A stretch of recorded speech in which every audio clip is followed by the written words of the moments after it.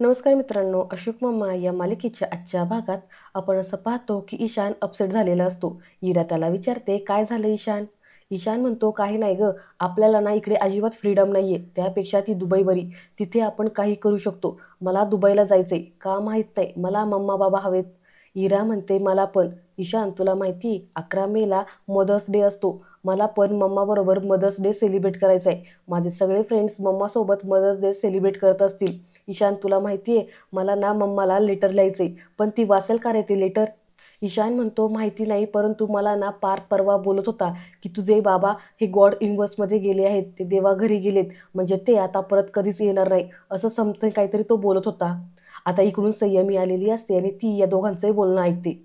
पुढे इराज संयमीला म्हणते, ताई मला सांग ना, मम्मा बरोबर मदर्स डे सेलिब्रेट करायचंय, मला ना तिच्यासाठी पत्र लिहायचंय, ती कधी येणार आहे आपल्याला भेटायला? संयमी म्हणते, येईल ना, डोंट वरी, आणि ती येईपर्यंत मी आहे ना, तुमची क्लास टीचर, तुमची मॉनिटर, तुमची guide, best friend, everything. Ishan म्हणतो, पण तू या सगळ्यामध्ये एक महत्त्वाचं विसरलीस. संयमी म्हणते, काय? ईशान म्हणतो, शेप, त्या दिवशी काय भारी केक केला होतास तू. संयमी म्हणते की त्या दिवशीचा केक केलेला तू आत्ताच असं कौतुक करतोयस? ईशान म्हणतो, हो, कारण त्या दिवशी मला भूक नव्हती लागली ना, आता मला भूक लागली, दे ना केक, दे ना. असं म्हणत आता हे सगळेजण मस्ती करू लागतात. त्यानंतर आता आपण असं इकडे पाहतो की अशोक मामा ऑफिसमध्ये कामाला बसतात. हर्षा पुढे येते आणि ती अशोक मामांना जरा रागातच म्हणते की मिस्टर माजगावकर, मी तुम्हाला एक फॉर्म वेबसाईटवरती अपलोड करायला सांगितला होता, काय झालं त्याचं? अशोक मामा म्हणतात, हो केला ना. हर्षा रागातच म्हणते, केला, मग तो रिजेक्ट कसं काय झालाय? अशोक मामा म्हणतात, काय? हर्षा म्हणते, कारण तुम्ही जे डॉक्युमेंट्स अपलोड केले ना, ते क्लिअर नाही आहेत मिस्टर माजगावकर. तर अशोक मामा म्हणतात, अरे बापरे, पण मी नीट केलं होतं ते. तर हर्षा रागातच म्हणते, हो, मग ते रिजेक्ट कसं काय झालं?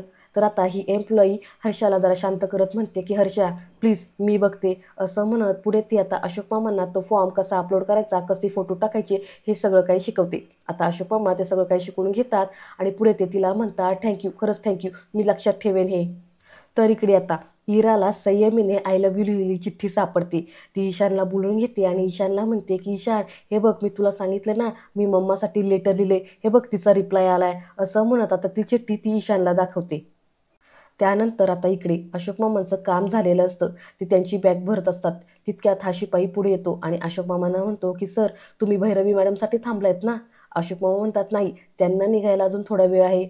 शिपाई म्हणतो की साहेब ऐका ना, माझ्या भावाला या कंपनीमध्ये काम मिळेल का? अशोक मामा आश्चर्यानेच म्हणतात की या कंपनीत? मी काय बघणार आहे या कंपनीत? शिपाई म्हणतो की नाही, असं मला समजलं की तुम्ही इथे वशिल्यावरती जॉबला लागलात, जरा माझ्या भावाचं पण बघा ना. आता अशोक मामांना ह्या गोष्टीचा राग येतो आणि ते मोठ्यानेच म्हणतात की 1 मिनिटं, 35 वर्ष नोकरी केली मी, मला अनुभव आहे म्हणून मला इकडे नोकरी मिळाली, कोणाच्या वशिल्याने नाही लागलो मी इकडे जॉबला. कुणी सांगितलं तुम्हाला हे सगळं? यावरती हा शिपाई म्हणतो की ते हर्षा मॅडम सगळ्यांना हेच सांगत होत्या की. अशोक मामा म्हणतात, काय म्हणत होत्या हर्षा मॅडम? शिपाई म्हणतो, हेच की त्या तुमच्या घरी गेल्या होत्या, त्यावेळेस भैरवी मॅडमने त्यांना रिक्वेस्ट केली, हट्ट केला, म्हणून त्यांनी तुम्हाला कामाला लावलं. आता हे ऐकल्यावरती अशोक मामांना धक्काच बसतो आणि ते म्हणतात की भैरवीचा काय संबंध आहे, हर्षा मॅडमनं अपॉइंट केले मला इकडे. शिपाई म्हणतो, हे काही मला माहिती नाही, पण सगळे असेच म्हणतात. अशोक मामा म्हणतात, काय?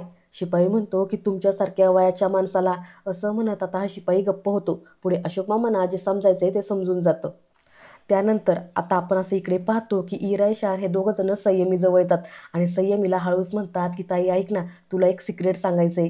संयमी म्हणते, चला यार, नका पकवू मला. ईशान म्हणतो, ऐक ना, खरंच एक सिक्रेट आहे. संयमी म्हणते, सांग. ईशान म्हणतो की इरा तू सांग. इरा म्हणते, ईशान तू सांग. तितक्यात आता अनिश इथे येतो. संयमी अनिशला म्हणते की काका बघणार आहे, या दोघांनी ना नक्कीच काहीतरी सीन केलेला आहे. अनिश म्हणतो, काय केलंय तुम्ही? ईशान पुढे येतो आणि ती चिठ्ठी दाखवत म्हणतो की काका, हे तूच लिहिलंय ना माऊसाठी? अनिश ती चिठ्ठी पाहतो आणि म्हणतो की हे मी नाही लिहिलेलं. आता ती चिठ्ठी पाहताच संयमी फार घाबरते आणि म्हणते, मला सुद्धा नाही माहिती ती चिठ्ठी कोणी लिहिली ते. तर ईशान इरा म्हणतात, नाही तूच लिहिले, असं म्हणून त्याला चिडू लागतात. अनिश परत एकदा सांगतो की हे खरंच मी नाही लिहिलेलं. मग आता इरा म्हणते, मला असं वाटतं मग माऊनेच अनिश काकासाठी ही चिठ्ठी लिहिली असणार आहे, असं म्हणून हे दोघं जण त्याला चिडवू लागतात. पुढे आता अनिश ती चिठ्ठी घेऊन आतल्या खोलीमध्ये येतो. आता अनिश पण खुश झालेला असतो, त्याला वाटतं हे भैरवीनेच त्याच्यासाठी लिहिलेलं आहे. पुढे आता अनिश भैरवीला फोन करतो आणि या चिठ्ठीबद्दल विचारतो आणि तिला म्हणतो की काय अर्धवट काम असं पूर्ण करण्याचं आहे का चिठ्ठीत आय लव्ह यू लिहून? यावरती भैरवी म्हणते, नाही अनिश, मी असं काही करणार नाहीये, प्लीज. अनिश म्हणतो, मग कसं करणार आहेस? भैरवी म्हणते ती वेळ आलं की मी तुला सांगेलच. अनिश म्हणतो बरं ठीक आहे, मग ही चिठ्ठी कोणी लिहिली असेल? नाही म्हणजे इराला असं वाटते की ही चिठ्ठी पल्लवी बहिणीने तिच्यासाठी लिहिलेली. आता भैरवी ही ऐकताच म्हणते की व्हॉट? अनिश म्हणतो हो, तिच्या पत्राला उत्तर म्हणून. भैरवी म्हणते की ओ नो, मुलं कधी काय विचार करतील ना काही सांगता येत नाही. बरं ठीक आहे, मी पाहते. असं म्हणत आता हे दोघं जण फोन कट करतात. त्यानंतर आता इकडे बघा, हा अशोक मामा सर्वांसमोरच हर्षला चांगलं सुनावतात. अशोक मामा हर्षला आवाज देऊ लागतात आणि म्हणतात की ओ हर्षाबाई, ओ हर्षाबाई. यावरती आता हर्षा म्हणते की यू व्हॉट बाई? अशोक मामा म्हणतात की तुम्ही बदाम खाता का? हर्षा म्हणते व्हॉट? अशोक मामा म्हणतात नाही, तशी तुम्हाला त्याची गरज नाहीये, पण काय हो महत्वाच्या डिटेल्स तुम्ही विसरायला लागला ना. हर्षा म्हणते की एक मिनटं, काय म्हणायचंय तुम्हाला नक्की? अशोक मामा म्हणतात की माझी या ऑफिसमध्ये अपॉइंटमेंट कोणी केली? यावरती हर्षा म्हणते की मीच. यावरती अशोक मामा म्हणतात मग तुम्ही लोकांना असं का सांगितलं की इकडे मी वशिलेने लागलोय? आता हर्षा घाबरते आणि ती म्हणते की जस्ट माझ्या ते डोक्यातून निघून गेलं. अशोक मामा म्हणतात अच्छा, अरे वा. हर्षा म्हणते त्याचं काय आहे ना, मला फार कामं असतात म्हणून. अशोक मामा म्हणतात पण भैरवीकडे जेवढं काम असतं तेवढं तर नसतं ना तुमच्याकडे. अजून पण भैरवी मॅडम काम करतायत, तुम्ही तर आत्ताच घरी निघालायत. आता हर्षाला काय बोलावं काही सुचत नाही. ती रागातच म्हणते आय एम गेटिंग लेट, चल तृप्ती. असं म्हणत आता हर्षा तिथून निघायला लागते. तर अशोक मामा तिला अडवतच म्हणतात की एक मिनटं, एक लक्षात ठेवा, तुमच्या पिढीत प्रचंड स्पर्धा आहे. त्या स्पर्धेत जर टिकायचं असेल ना तर कामाकडे नीट लक्ष द्या. इकडे तिकडे उगाचच भरकुटू नका. मागून आलेले पुढे निघून जातील आणि तुम्ही इथेच राहाल. पुढे ते म्हणतात की बर, मला सांगा ते चेतनराव कुठे असतात अलीकडे? असं म्हटल्यावरती आता हर्षाला फारच राग येतो आणि ती रागातच म्हणते की हे बघा मिस्टर माजगावकर. अशोक मामा हसतच म्हणतात नाही, सहज आठवलं म्हणून विचारलं, मला काही एवढं. असं म्हणत आता अशोक मामा बॅग घेतात आणि तिथून निघून जातात. आता हर्षाला मात्र ह्या गोष्टीचा फार राग आलेला असतो. तृप्ती हर्षाला म्हणते की अगं तुझ्या नवऱ्याबद्दल त्यांना कसं माहिती? तुझी आणि त्यांची एवढी ओळख असेल हे मला माहीतच नव्हतं. आता हर्षा रागातच तृप्तीला म्हणते की माइंड युअर ओन बिझनेस तृप्ती. असं म्हणत हर्षा तिथून निघून जाते. त्यानंतर आता इकडे किशा भाऊ राधाबाईंना म्हणतात की मला एक सांग, पोरांना माहिती का त्यांचे आईबाप नाही आहेत ते? यावरती राधाबाईंनी म्हणते की नाही. तर किशा भाऊ म्हणतात मग समजा आपण चुकून त्यांना सांगितलं तर? राधाबाईंनी म्हणतात तर काय? किशाभाऊ म्हणतात अरे काय पोरं चिडणार ना. ते म्हणणार बाप्पा आम्हाला का नाही सांगितलं एवढे दिवस, आजोबांशी भांडणार, काका मावशीशी भांडणार. आणि तू तर म्हणून राहिलीस ना फोडा आणि राज्य करा. मग आता यावरती राधाबाईंनी किशाभाऊंना चेक करू लागतात आणि म्हणतात तुमची तब्येत वगैरे ठीक आहे ना? ताप तर आले नाही ना? म्हणजे एवढी सुपर आयडिया तुमच्या डोक्यात आली कशी? तर किशाभाऊ हसत म्हणतात नाही नाही, पण सांग ना आयडिया कशी आहे माझी? राधाबाईंनी म्हणतात ठीक आहे, पण मला नाही जमणार. किशाभाऊ म्हणतात का? आता राधाबाईंनी उगाच साळसूतपणाचा आव आणत म्हणतात की नाही, पोरांशी असं खोटं बोलणं मला नाही जमणार हा. किशाभाऊ म्हणतात की बाप्पा काय ॲक्टिंग करून राहिली तू, तुला तर चांगला मोठा अवॉर्डच मिळायला हवा ॲक्टिंगचा. पुढे ते म्हणतात मला एक सांग, आता इथं आपले किती दिवस राहिलेत? 10-12 दिवसच राहिलेत आणि हे लोक आपल्याला इथं टिकून देणार आहेत का? नाही ना. मग आपण काहीतरी करायला हवं की नको? असं म्हणत आता हे दोघं जण आता इरा ईशानला त्यांच्या आईवडिलांबद्दलचं सत्य सांगण्याचा कट रचतात. त्यानंतर आता अशोक मामा घरी येतात. इरा म्हणते की आजोबा तुमच्यासोबत माऊ नाही आली का? अशोक मामा म्हणतात नाही आली, तिचं अजून काम चाललंय. आणि ऐका, ती घरी आल्यानंतर उगाचच तिला त्रास देऊ नका, माझा अभ्यास घे अभ्यास घे असं म्हणत. ईशान म्हणतो नाही देणार, तिच्यासाठी ऑलरेडी एक सरप्राईज आहे. अशोक मामा म्हणतात कसलं सरप्राईज? इरा म्हणते अहो ते मावणे काकासाठी ते ते. अशोक मामा म्हणतात ते काय ते? तर इरा अशोक मामाच्या कानात सांगते की मावणे काकांसाठी चिठ्ठी लिहिली, त्यात लिहिलंय आय लव्ह यू. आता यावरती अशोक मामा मोठ्यानेच ओरडतात आणि म्हणतात की काय तुम्ही ती चिठ्ठी वाचली? मोठ्या माणसांच्या कुठल्याही गोष्टीत ना खुपसायचं नाही असं मी तुम्हाला सांगितलं होतं ना, मग तुम्ही ती चिठ्ठी का बरं वाचली? ईशान म्हणतो ते काय झालं, आतल्या खोलीत इराला ते सापडलं आणि तिला वाटलं की ते आधी पल्लवीने लिहिलंय. पण जर पल्लवीने लिहिलं असतं तर त्यात फक्त आय लव्ह यू एवढंच लिहिलं नसतं.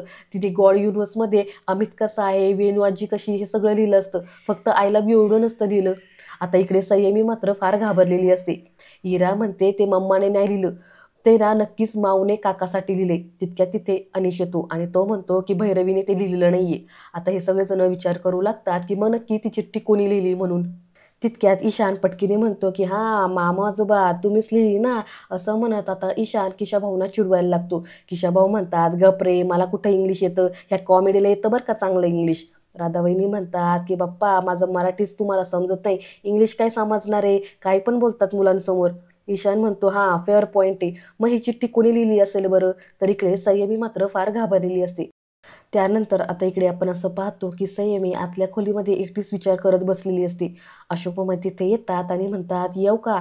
संयमी म्हणते, हो आजोबा या ना. पुढे अशोक मामा म्हणतात, काय चाललंय? कॉलेज, अभ्यास, नवीन मित्रमैत्रिणी झालेत की नाही? यावरती संयमी म्हणते, मैत्री वगैरे कोणाशी झाली नाहीये. मला काय लगेच असं कोणाला नवीन फ्रेंड बनवता येत नाही. अशोक मामा म्हणतात, मग शिकून घ्यायचं ना. मी सुद्धा हल्ली खूप गोष्टी नव्याने शिकतोय. पुढे अशोक मामा हसता हसता संयमीला विचारतात, ती चिठ्ठी तूच लिहिली होतीस ना? संयमी घाबरते आणि म्हणते, नाही, मी कशाला लिहीन, मी कशाला उगाचच असं काही लिहीन. पुढे अशोक मामा संयमीच्या जवळ बसतात, तिचा हात हातात घेतात आणि म्हणतात की तुझी आजी वेणू, तिला जेव्हा मी भेटलो त्यावेळेस ती 18 वर्षाची होती. तुझी आई आणि बाबा हे दोघं जण एकमेकांना भेटले तेव्हा ते कॉलेजमध्ये शिकत होते. त्यांचं वय 20 वर्ष असेल. वेडं वय असतं हे. कधी कोणावरती येतं ना काही सांगता येत नाही. आपल्याला आपल्या मनातल्या फिलिंग्स आपल्या घरातल्या माणसांसोबत शेअर करू शकत नाही आपण ते, पण बाहेरच्या माणसाकडे आपण लगेच शेअर करतो आणि आपल्याला असं वाटतं की हीच व्यक्ती आपल्या आयुष्यात योग्य आहे. पण वेळीच आपल्या मनाला सांभाळायला हवं. आयुष्यात बऱ्याचशा गोष्टी महत्त्वाच्या असतात. करिअर, शिक्षण. आता तुझी माऊस बघ ना, एका कंपनीत बँक मॅनेजर आहे. सगळी लोक तिचं ऐकतात, तिला मान देतात. त्यासाठी तिने बरेच कष्ट घेतलेत. यावरती संयमी म्हणते की हो, मी पण तेच करेन. पुढे अशोक मामा तिला म्हणतात की थिंक फॉर इट. इमोशनल आणि सिच्युएशनची कधीच गल्लत होऊन देऊ नकोस. इमोशन आपोआप बदलतात, पण सिच्युएशन आपल्याला बदलावी लागते. तुझी आई असती ना तर ती सुद्धा तुला असंच बोलली असती. असं म्हणत आता अशोक मामा तिथून जायला लागतात. पाठीमागून संयमी अशोक मामांना आवाज देत म्हणते की आजोबा, आपण इरा ईशानला सांगूया का आईबाबांबद्दल? आता हे ऐकल्यावरती अशोक मामांना जरा धक्काच बसतो. आणि मित्रांनो, आजचा हा भाग इथेच संपतो. पुढील भाग पाहण्यासाठी चॅनलला सबस्क्राईब करा. धन्यवाद.